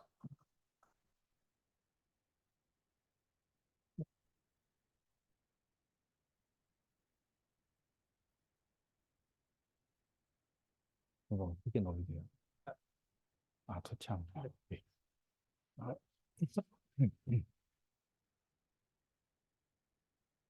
네, 안녕하세요. 이번에 CMS 시리우스 콜라보를 해서 어쨌든 CMS 수학과에서 나온 김정현 원장입니다. 많이 들으셨겠지만 일단은 과학도 그렇고 수학도 그렇고 뭐 저희가 언제나 모든 학교에서 저희 아이들 얘기이기는 한데요. 시험을 보면 선생님 뭐 나왔어요? 라는 얘기를 저희 아이들이 제일 많이 해준다고 하더라고요. 그런데 이제 다른 학원에서도 당연히 뭐 이렇게 적중을 했다라고 얘기를 하시는데 저희들은 이제 늘상 느낌이 그런 거거든요. 적중은 애들이 했다고 해줘야 하는 거고 선생님은 그러니까 왜 그런 얘기가 나오냐 하면 저희들도 맨날 가르치기는 하는데 모의고사를 보면 야 저번 주에 배운 거랑 똑같은 아이디어로 풀잖아 라고 백날 얘기를 해봐야 저는 모르겠어요 하는 친구들이 또 많거든요. 그러다 보니까 정말로 시험 기간이 됐을 때 아이들한테서 선생님 이거 나왔어요 하는 얘기가 나와야지 적중이라고 생각을 합니다. 그래서 뭐 친구들 같은 경우에는 이제 뭐 선생님 옛날에 9월달 교재 몇 번을 보시면 그거랑 똑같은 그림이 나왔어요 하는 친구들도 있었던 상황이라서 좀 그런 식으로 해가지고 진행을 하는데 이 문제 같은 경우는 올해 이제 서울 1교시에 나왔던 건데 서울이 예년하고 다르게 올해는 1교시도 20문제를 서술형으로 보겠다라고 얘기를 하셨더라고요. 그래서 그거 대비를 좀 시켰었는데 1교시에 서술형 출제된 것 중에 이제 대표적으로 교재에 있던 문제 비슷한 거 이제 유형을 뽑아가지고 정리를 해봤던 거라서 이렇게 되는 건데 뭐 수학도 있고 과학도 있고 국어, 영어, 사회, 정보까지 해가지고 총 1교시에 20문제를 봅니다. 그러면 아이들이 사실 정보 같은 경우는 뭐 제가 전공을 그거를 하기는 했지만 그럼에도 불구하고 저도 잘 모르는데 야 나도 몰라 어떻게든 해보자 그래가지고 이제 하는 건데 그럼에도 불구하고 저희가 모의고사를 한 10번 넘게 보다 보니까 아이들이 비슷한 거 다 나왔어요 라는 얘기를 많이 해주기는 하는 정도까지라고 보시면 될 것 같고요. 그래서 뭐 요거 같은 경우는 저희 여기 조그맣게 써 있긴 한데 10월 정규 교재에 이제 이런 모양의 비슷한 유형의 문제들이 있었다라는 거고 그 다음에 요거 같은 경우는 사실은 조금 어려운 문제긴 한데 3교시 1번에 이런 식으로 항상 알고리즘에 관한 문제가 나옵니다. 작년까지는 학교에서 배웠던 알고리즘 형태의 문제를 가지고 프로그램 형태를 가지고 나왔었는데 올해는 이제 프로그램은 탈피하고 이렇게 그냥 아이들이 풀 수 있게끔 알고리즘 형태의 문제가 나왔었고 마찬가지로 저희가 1월 달 정규 교재에 이런 식으로 넣어가지고 알고리즘이 어떻게 될 때 똑같이 타고 갔으면 어떤 방식으로 간다라는 얘기를 해줬는데 마찬가지였고요. 그다음에 요거는 이제 경기 같은 경우인데 뭐 요거 같은 경우는 경기에서 이제 1교시에 중등심화 영역 했을 때 뭐 비슷하게 아이들이 잘 보시면 사실은 문제가 얘랑 좀 다르거든요. 그런데 이런 거를 연습을 시켜 놓으면 저거를 보고도 배운 거 나왔어요 해주는 친구들이라고 보시면 될 것 같고요. 그다음에 요거 같은 경우는 이제 파그나노 문제라 그래가지고 어렵게 생각하면 사실은 물리하고 그러니까 물리하고 같이 연관이 돼가지고 풀 수 있는 문제다라는 게 일단은 기본적으로 여기 입사각, 반사각 이렇게 나오고 있거든요. 그래서 입사각이 되고 반사각이 됩니다라고 이거는 애들이 전부 다 물리 문제인 줄 알았는데 그래서 뭐가 되니 그러고 보면 뭐 9번 반사가 됐습니다. 10번 반사가 됩니다. 경로를 그려보세요. 이렇게 되거든요. 여기 파근나노 문제라는 건데 이런 식으로 저희가 요거 문제 같은 경우는 창의 수학이 있었고 여기는 이제 영재 대비반 교재에 있었던 상황이라서 사실은 파그나노 문제가 저희 이제 기아 팀장이 한 7년째 저거 꼭 나올 거라고 절대로 빼면 안 된다고 우겨가지고 7년째 넣고 있었던 문제인데 7년 전에 한 두세 문제가 나왔었거든요. 근데 올해도 7년 만에 한 세 학교에서 이제 서울에서는 1교시에 그 아까 말씀드렸던 20문제 중에 한 문제로 나왔고 경기하고 한국에서도 나와서 애들이 오 선생님 그리고 올해 애들은 최고예요 해줬는데 작년 애들까지는 왜 배운 거예요 라고 했던 문제이기는 합니다. 근데 언제 나올지 모르니까 인 거고 제일 중요한 거는 사실 영재고 문제라는 게 뭐 선생님들끼리 짜고 그러시는 건 절대로 아니시겠지만 학교별로 돌고 그러거든요. 그러다 보니까 저희가 뭐 정말로 어렵다라고 생각했던 문제를 사실은 제가 한 5년 전쯤에 어떤 게 있었냐면 야 이런 거는 예술에는 안 나올 것 같고 저기 서울에나 나오면 나올까 서울 경기나 나오면 나올까 딴 데는 안 나올 거야 그런데 애들이 그럼 넘어가죠 그러길래 그럴 수는 없지 임마 그러고 막 수업을 해줬는데 그게 인천 가고 시험에 딱 나온 적이 있었거든요. 그래서 학교별로 돌고 하는 거고 그다음에 나왔던 문제가 반복적으로 똑같은 아이디어를 가진 새로운 문제들이 나오는 거기 때문에 계속적으로 문제를 이런 식으로 업데이트를 해가면서 푼다고 보시면 될 것 같고요. 그 다음에 보시면 이게 사실은 저희가 복기를 해가지고 되게 없어 보인다라는 느낌이기는 했었는데 여기 요만큼이 통합형의 그러니까 뭐 대전, 대구, 세종, 인천 하는 통합형의 광주까지 했던 문제에 나왔던 대수랑 조합을 엮은 문제였고 이게 저희 문제거든요. 근데 저는 아무리 봐도 이 문제가 더 좋아 보이더라고요. 그래서 애들한테 물어봤어요. 야, 정말 이게 다야? 그림이 있었잖아. 이게 하노이 타워 문제거든요. 하노이 타워 문제 했으니까 그림 있었잖아. 없어. 그랬더니 그림도 없었고 정확하게 딱 이렇게만 나왔다. 그래갖고 야, 우리가 더 준조 좋았어. 막 이런 느낌으로 이제 얘기를 했던 상황입니다. 요거는 한국인데요. 최근 출제 경향이 대수 영역이 다수 출제 이렇게 돼 있는데 이거는 이제 전체 학교에 대한 얘기입니다. 한국은 원래 대수를 그냥 좋아해서 1, 2, 3, 4번이 다 대수만 나오던 때도 있었거든요. 이렇게 대수가 나왔는데 마찬가지로 모의고사에서 이런 식으로 해서 유사한 문제 풀었던 상황입니다. 그래서 이 문제도 그러니까 너무 많잖아요. 서울도 있고 경기도 있고 한국도 있고 그래 뭐 니네가 많이 나오는 건 알겠는데 라는 느낌이신데 이 문제는 뺄까 하다가 제가 넣습니다. 왜냐하면 아까 말씀드렸듯이 한국은 1, 2, 3, 4, 5번 정도 크게 5개의 문항이 수학이 나오는데 그거를 아이들한테 3시간 가까이 주고 문제를 풀으라고 하거든요. 그런데 거의 조합이 안 나오다 보니까 사실 조합적으로 조금 이렇게 생각하는 게 좀 느린 친구들 같은 경우에는 한국을 써볼까 하는 경향들이 많이 있는데 올해 같은 경우에는 똑같이 그렇게 밀기는 했는데 한국에서 드디어 조합 문제가 나왔다고 조합 선생님이 굉장히 좋아하셨고요. 저 같은 경우는 기하 파트를 담당하고 있는데 올해도 서울 2, 3교시에는 기하가 하나도 안 나갔고 얘네는 나랑 안 맞는 것 같아 하고 있는 상황인데 그래서 이렇게 해가지고 진행을 했습니다. 근데 보시면 알겠지만 정규 교재 조합책이 있기는 했었는데 어이? 서울 2교시 유형이라고 해갖고 사실은 서울 교재에 있던 문제거든요. 근데 좀 전에 말씀드린 대로 아이들한테 전부 다 풀려놨더니 애들이 다행히 한국에서 그거 건져가지고 맞춘 친구들이 있어가지고 이렇게 합격을 했다라는 느낌이었습니다.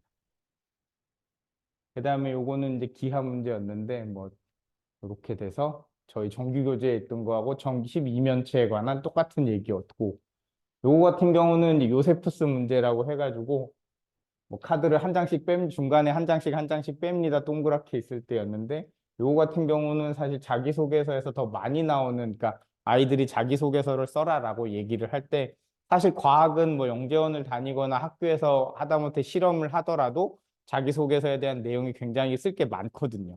근데 수학 같은 경우는 사실 쓸 게 별로 없어요, 선생님이라고 했을 때 가장 많이 쓰는 대표 유형 중에 하나가 이 조합에서는 요세푸스 문제인데 이런 문제도 이제 나오고 있습니다.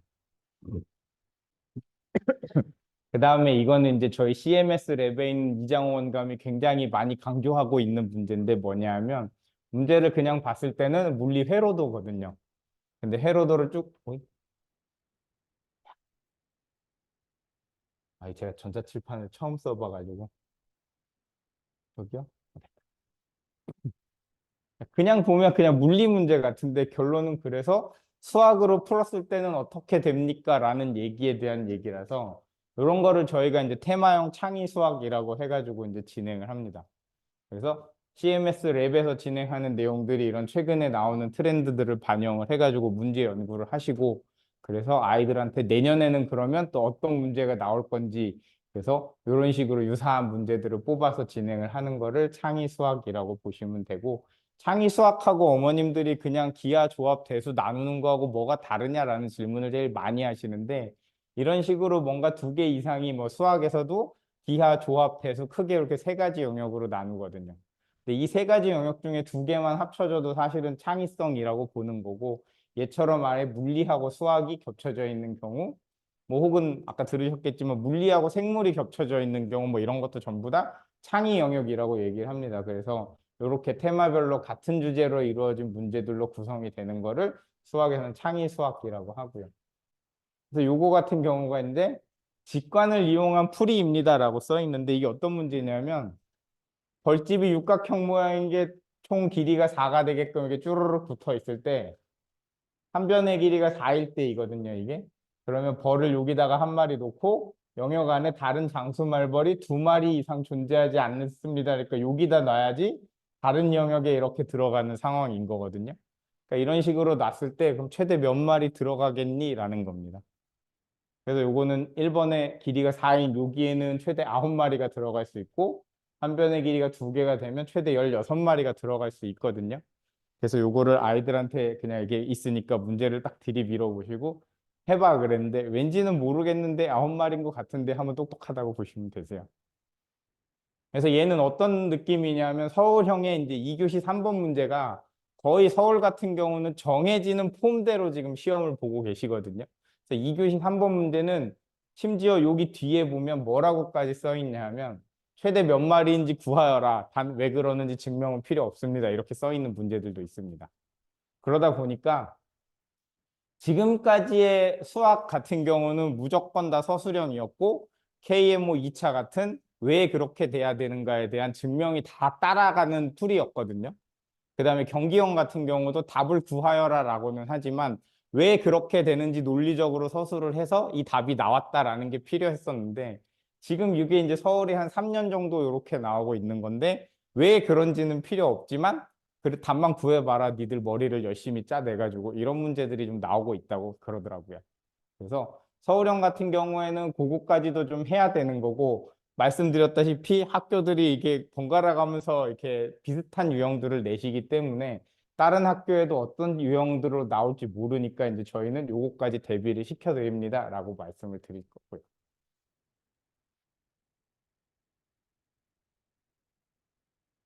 일단은 저희 레벨링인데요. 여기 SG부터 PG까지 있습니다. 근데 이제 SG하고 G반을 저희가 G계열이라고 부르고 S반 같은 경우를 이제 S반은 KMO 지금 2차 하고 있는 친구들이라서 11월 10일 날 2차 시험이 끝나고 나면 개강을 할 예정입니다. 근데 뭐 아시겠지만 대치동에서 KMO 2차를 한다라는 친구들이 대부분은 서울과고를 지망하고 있는 반이기는 한데, 그래서 어머님들이 착각하시는 게, 오해하시는 게 뭐냐면 얘네들이 서울반이면 우리 애는 일단 SG나 G인데 서울반을 못 가나요라고 얘기를 하시더라고요. 근데 그거는 아니고, 우리 친구들은 뒷장에 보시면 이제 이렇게 나와 있는데, G반 같은 경우는 저희가 KMO가 끝나고 5월 달부터 사실은 모집을 해가지고 요거를 지금 수업을 하고 있는 친구들인 거고요.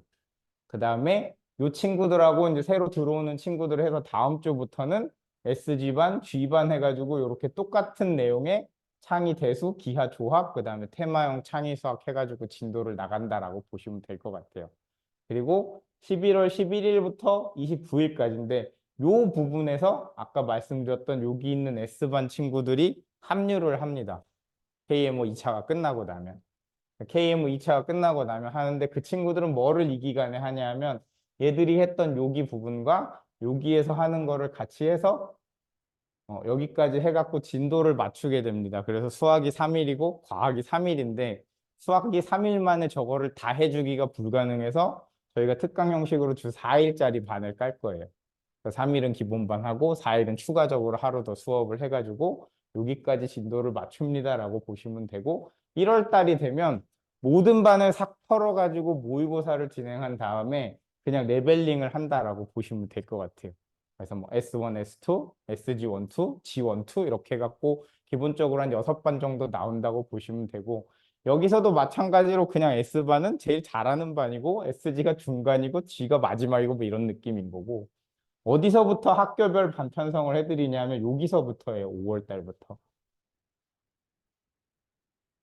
5년 전에, 6년 전에 뭐 이렇게 대전, 대구 뭐 얘들도 이 학교들도 전부 다 따로 시험을 봤을 때는 저희가 3월 달부터 반 배정을 학교별로 했었거든요. 그런데 5월 지금은 이제 대전, 대구, 세종, 광주, 인천이 전부 다 똑같은 시험을 보는 상황이 되다 보니까 굳이 그거를 학교별로 나눌 필요가 없더라고요. 그리고 서울반이나 경기반 같은 경우에는 이미 3월 달 정도 되면 본인들이 선생님 저는 서울을 쓰고 떨어지면 과고를 쓸게요. 그냥 서울을 쓰게 해주세요 하는 친구들도 있거든요.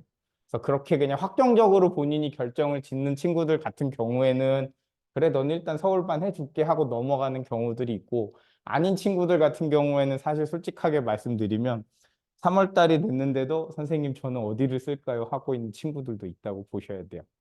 그래서 그런 친구들하고 이제 뒤에서 말씀드리겠지만 어머님들하고 같이 어디를 쓸까요를 결정을 해서 5월 달이 되면 이미 지원이 끝나는 상황이니까 학교별로 반 배정을 해서 지원을 할 거고, 그다음에 PG반 같은 경우는 기본 이론반인데 제가 이제 안 그래도 오늘도 한 6개 정도 입학 상담을 해드리고 지금 들어와 있는 중인데, 어머님들이 지금 PG반을 시작하는 게 맞냐라고 제일 많이 물어보시는 이유가 너무 늦은 것 같아요, 선생님이라고 얘기를 많이 하시거든요. 보통 대치동 아이들은 6학년 때부터 경시를 시작을 하다 보니까 6학년 때, 1학년 때 해가지고 상이 나오면 2학년 때 영재고반을 시작하면 안정적으로 진행을 한다라고들 알고 계시다 보니까 그렇게 얘기를 하시기는 하는데, 사실은 PG반 같은 경우가 8월 달에 시작하면 요 시기에 끝을 낼 거기는 하거든요. 근데 얘들이 여기에 실전반으로 합류를 했을 때는 이 친구들 따라가기는 사실 단계적으로는 불가능하다고 보시면 되고요. 그래서 제 경험상으로는 언제까지 하면 따라오냐면 여기 2월 달에 겨울방학까지 하고 나면 따라오더라고요. 물론 따라온다라는 얘기는 실전반에 있었던 아이들이 걔들보다 뒤로 밀린다는 얘기이기도 합니다. 그래서 실전반에 들어가 갖고는 걔들한테 밀리면 안 돼요 하는 거고, 얘들한테 무조건 따라갈 수 있으니까 공부 열심히 하세요 하는 거거든요. 근데 그러다 보면 지들끼리 굉장히 재밌는 상황이 되기는 하는데 뭐 그거는 이제 본인의 역량이다 보니까. 그래서 수학반 같은 경우는 과학하고 조금 다르게 굉장히 단순합니다. 무조건 그냥 일주일에 기하가 2시간, 대수가 2시간, 조합이 2시간이고, 그리고 창의 수학 A, B 해가지고 창의 수학 2타임, 그 다음에 위클리 테스트 1타임 이렇게 진행을 합니다. 그래서 이 위클리 테스트 같은 경우가 이제 제가 신경을 제일 많이 쓰는 부분들인 건데 요거거든요. 어머님들이 제일 많이 걱정하시는 게 아까 말씀드렸던 우리 아이가 지금부터 해서 영재고를 갈 수 있나요? 라는 거고, 두 번째로 걱정하시는 게 뭐냐면 우리 애가 도대체 공부를 제대로 하고 있나요? 라는 얘기거든요. 그래서 저희들은 이렇게 해드릴 예정이에요. 이게 정규 수업에 대한 뭐 대략적인 내용인데 저희가 정규 교재는 아까 말씀드렸던 창의, 기하, 조합, 대수는 회차별로 구성이 돼 있고 예습을 해서 몇 개를 맞췄는지 그래서 요 카운팅 한 거 하고 그 다음에 오답 선생님이 이제 수업을 해주시면 본인이 틀린 것들은 오답으로 정리를 할 거고요. 그러고 나면 다음 시간에 온 선생님이 오답 검사도 해주시고 다시 정규 교재 예습 검사도 하실 거고 그거를 쭉 해가지고 성적표에 넣어드릴 거예요. 그리고 나면 좀 전에 얘기했던 일주일에 한 번씩 보는 위클리 테스트도 그 시간에 응시를 하고 마찬가지로 수업 시간에 선생님들 풀이를 다 해주실 거고 이것도에 대한 오답 정리와 오답 검사도 해서 성적표에 반영을 해드립니다. 이렇게만 보시면 좀 어려우실 것 같아갖고 제가 기본적으로 저희 나가는 성적표를 보여드리려고 했는데 뭐 여기는 회차별로 이제 WT 본 거니까 요거는 그냥 그래프라고 보시면 되고 요 부분이 아이들이 정규 시간에 예습 복습을 어떻게 해왔는지라는 걸 어렵네요 이게. 자, 요 부분이 어떻게 해왔는지 보시면 되는 건데 뭐 바 같은 경우는 LT 풀이나 이런 것들 때문에 선생님이 테스트를 따로 안 보신 거고 그다음에 여기는 대수 테스트를 봤는데 4개 맞은 거고 뭐 기하는 예습 2개 했고 가로쳐져 있는 이는 수업 시간에 이제 풀어봐 예습을 해주고 나면 선생님이 나중에 풀어봐 하고 시간을 주실 때가 있으시거든요. 그러면 수업 시간에 풀어가지고 오답을 몇 개를 더 맞췄는지 뭐 이런 거고요. 그러니까 이런 식으로 해갖고 아이가 일주일 동안 지난주에 어떻게 살고 있었습니다라고 학원에서 이제 해둔 거를 보여드릴 거고 그 다음에 요 성적표 안에 이렇게 오답 검사도 선생님들이 요 RTWT에 대한 오답 검사를 합니다라는 건데 보시면 뭐 정수 같은 경우는 만점인데 대수는 3월 17일 날, 조합도 3월 17일 날 이게 올해 애들 거라서 3월 달 건데 이렇게 검사를 받았는데 기한은 3월 19일이네 이렇게 돼 있죠. 저게 뭐냐면 아이들은 절대적으로 한 과목을 하루씩 갖고 오지 않고 다 했다고 한 번에 다 들고 오거든요. 그런데 정수 선생님은 오케이, 대수 선생님도 오케이, 조합 선생님도 오케이 하셨는데 기하 선생님은 가 그러신 거예요. 그냥 가가 아니라 야 이거랑 이거랑 이거랑은 안 됐는데 다시 해와 그러고 보내시면 이제 그러고 나면 다음 날 와가지고 다시 검사를 받는 거고요. 그다음에 2회도 마찬가지, 3회도 마찬가지, 4회도 마찬가지인데 요 아이 성적표를 보시면 여기 기하고 여기 기하인데 여기는 만점이고 여기는 검사를 안 받은 거거든요. 그러면 어머님이 얘기하시기 전에 이미 기하 선생님한테 달달달달 볶이고 있다고 생각하시면 돼요. 이거는 사실은 솔직하게 말씀드리면 제가 선생님들 관리하려고 만든 거거든요.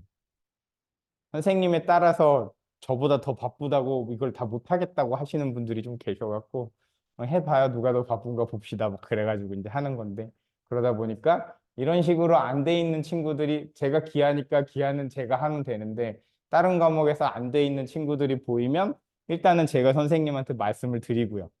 그랬을 때 선생님이 뭐 어쩌고 저쩌고 예의가 바로 나오시면 오케이 그러고 넘어가는 거고 그게요 점점점 되면 이제 아이를 불러다 놓고 이제 애도 갈구고 선생님하고도 이제 같이 얘기를 하자고 막 이렇게 해갖고 그래서 이렇게 해서 관리를 해드렸을 때가 어머님들이 제일 그래도 안심을 하시는 게 첫 번째였고요. 두 번째는 뭐냐면 아까 말씀드린 대로 우리 애가 공부를 똑바로 하고 있나요? 라는 거에는 어떤 게 깔려 있냐면 너 숙제했어?가 깔려 있으시죠? 숙제했어? 뭐 했어? 근데 여기는 N 돼 있고 여기도 N 돼 있고 이 친구는 안 한 게 없네요. 다 동그라미니까 이런 친구도 열심히 한 친구인데 이제 어떤 친구는 여기 X가 뭐 8개씩 들어가 있거든요. 그러면 야, 너 숙제를 했다며 저번 주에. 네. 근데 왜 성적표는 이래? 그러면 이제 아이가 사색이 돼가지고 쌤 너무 치사하게 너무 고지고대로 엄마한테 얘기 다 하시는 거 아니냐고. 그런데 나 좀 치사해서 원래 얘기 다 해. 이게 요거라고 보시면 될 것 같습니다. 너 숙제했어? 했어. 엄마가 좀 볼까? 엄마가 보면 알아? 이게 애들 반응이거든요. 근데 이게 딱 나가고 나면 엄마가 알든 모르든 선생님이 안 왔대. 그래 버리면 애들이 딴소리를 못 하더라고요. 그래서 예전에는 이거를 제가 그냥 선생님들끼리 학원에서 어떻게든 해보겠다고 했는데 애들이 너무 많아지니까 안 되더라고요. 그래서 어느 정도 어머님들한테 8mm를 하는 거고 같이 해주셨으면 하는 부분입니다. 그래서 우리 아이가 일주일 동안 어떻게 살았고 앞으로도 어떻게 변해갈 것입니다라는 거를 보여드린다라고 보시면 될 것 같고요.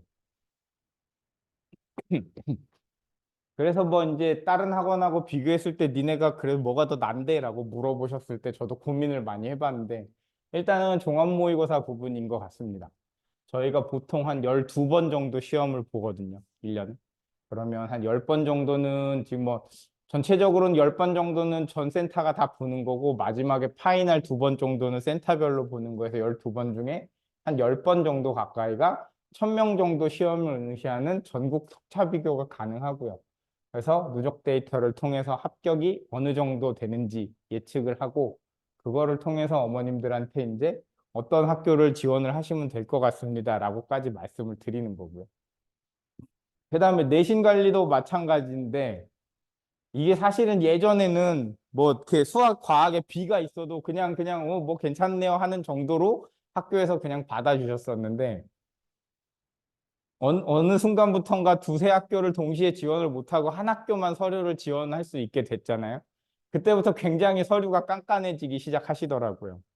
그러더니 어느 해에는 B가 수학에 하나만 있어도 떨어뜨리시고 똑같은 학교인데 다음 해에는 수가에 B가 하나씩 있는데도 됐네? 라는 느낌도 들고 뭐 그래서 요거는 해마다 조금 바뀌는 것 같습니다. 그래서 아이들한테는 무조건 올 A를 맞아야 됩니다 하고 2주 정도 내신 대비를 주고 그래서 뭐 이거는 이제 저희 이중 수업이라 그래가지고 아이들이 수업 빵꾸 안 나게다 들을 수 있게 해드린다는 거고.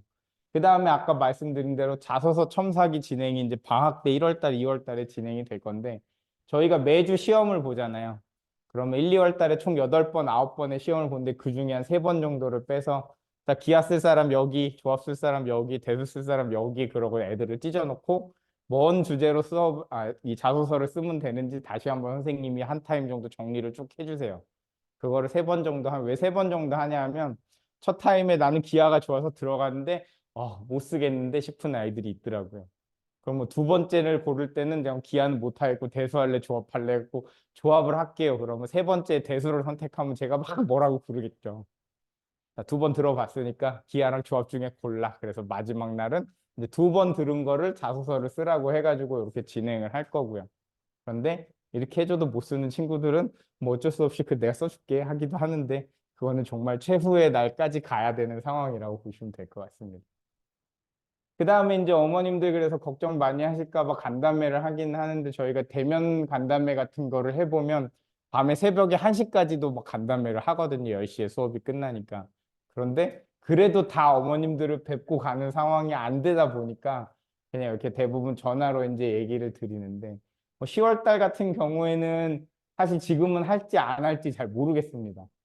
크게 의미가 있던 기간도 있었는데 올해는 저게 의미가 있으려는지는 아직 잘 모르겠고요. 12월 같은 경우에는 이제 아이들이 얼만큼 했는지 그리고 2월 달 같은 경우에는 방학 동안에 얼만큼 이제 나갔는지였는데 아까 그 성적표를 드리고 나면 사실은 저희가 담임 선생님이 카톡으로 성적표를 계속 보내주시거든요. 그럼 일주일에 한 번씩 성적표가 가다 보니까 어머님들이 절대로 많이 못 기다리시고 바로 담임 선생님하고 카톡으로 이제 왔다 갔다를 해다 보시면 거의 다 해결이 된다라고 보시기는 해야 될 것 같고요. 중요한 건 4월 달에는 꼭 합니다. 왜냐하면 자소서 쓰게 하셔야 되고, 그 다음에 이제 우리 아이가 어느 학교를 지원을 해야 되는지, 뭐 이런 것들 때문에 간담회를 진행을 하는 거니까. 그래서 이게 사실은 제가 작년까지 만들었었던 우리 아이가 모의고사를 어떻게 받고, 그 다음에 전체 성적이 어떻게 나오고, 그 다음에 여기는 이제 수학 WT 위클리 테스트 본 거, 과학 위클리 테스트 본 거. 이렇게 해갖고 제가 다 만들었었는데 작년까지는 시리우스랑 같이 안 해가지고 그랬는데 올해는 이제 같이 하는 거니까 이거보다 조금 더 구체화된 거를 만들어 드릴 거고요.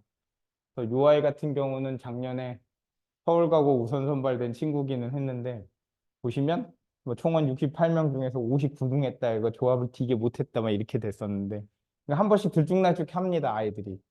심지어 우선 선발이었음에도 불구하고 이렇게 들쭉날쭉하는 친구들이다 보니까 또 과학 같은 경우도 막 RT가 어떤 잘 보고 어떨 때는 못 보고 수학 같은 경우도 회차가 넘어가면 넘어갈수록 못 봐가지고 어머님이 서울은 쫄려서 안 되겠다고 경기를 쓰시겠다 그러는 걸 제가 한 2박 3일 동안 계속 전화 드려갖고 어머니 서울 쓰시죠. 선생님 떨어지면 어떡하나요?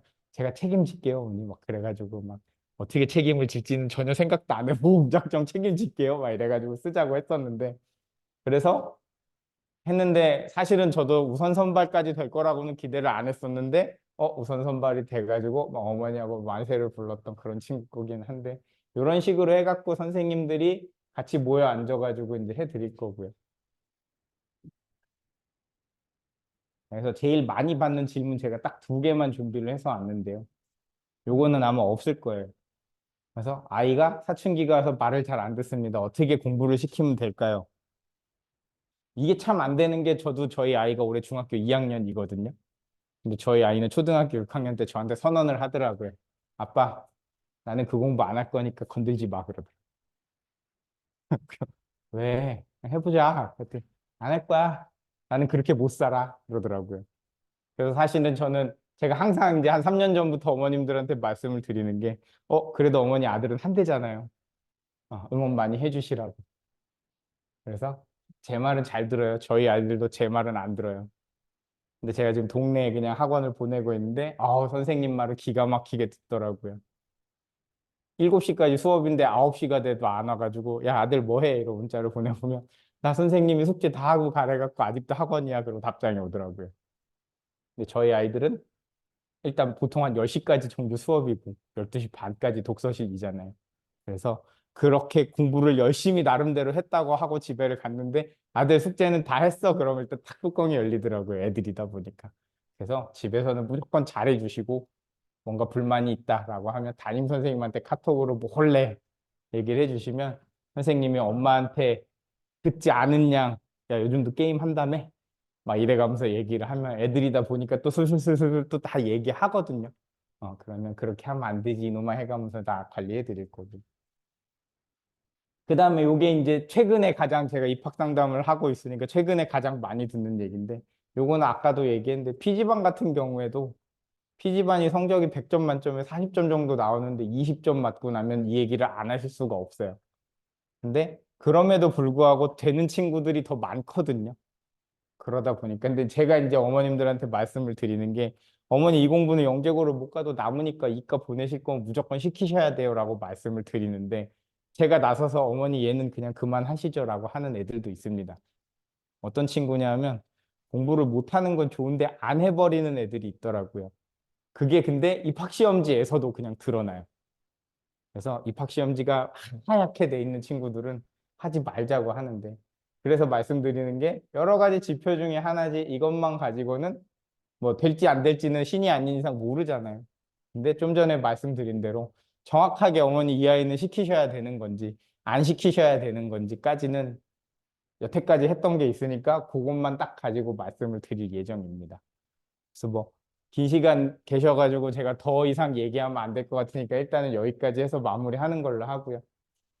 그다음에 질문 시간일 건데 잠시만요.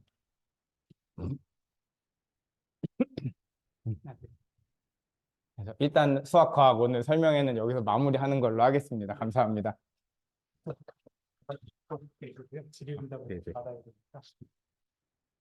그 현장에 오신 분들은 그 현장에 오셨으니까 지금 저희 학원에 과학 선생님들 계시거든요. 그래서 희망하시는 분들은 여기 전체 질의응답 받고요. 1대1로 그 영재고 진학에 대해서 상담을 좀 하실 분들은 손들어 주시면 뭐 이따가 실장님께서 강의실마다 선생님 계시고 들어가셔서 상담하고 가시면 되고요. 네. 그래서 그거 받으시면 되고 그다음에 이제 줌에 계신 분들은 질문을 좀 받아야 되는데 네. 잠시만요.